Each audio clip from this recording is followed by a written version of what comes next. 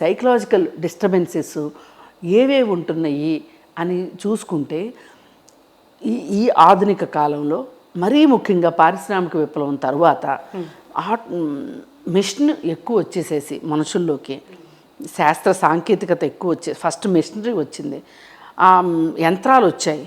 యంత్రాలు వచ్చిన తర్వాత ఇప్పుడు టెక్నాలజీ పెరిగిపోయింది, సోషల్ మీడియా పెరిగిపోయింది, సైన్స్ విపరీతంగా సైన్స్ పెరిగిపోయింది. ఇవన్నీ అయ్యేసరికి ఏమైపోతుందంటే మనుషులతో ఉండటం కంటే కూడా టెక్నాలజీకి ఎక్కువ అలవాటు పడిపోతున్నారు. ఎగ్జాక్ట్లీ. దీనివల్ల మనుషులు ఏకాకులు అవుతున్నారు. ఈ ఏకాకులు అవ్వడం వల్ల ఏం జరుగుతుంది అంటే ప్రపంచంతో వాళ్ళకి పని లేదు.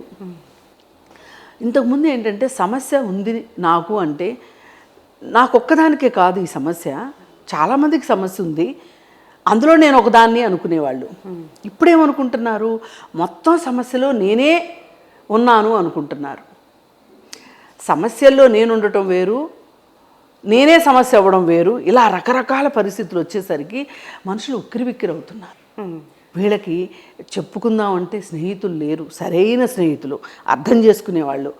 ఇవాళ తల్లిదండ్రులకు కూడా చెప్పుకోవటానికి పెద్దగా ఇష్టపడట్లేదు.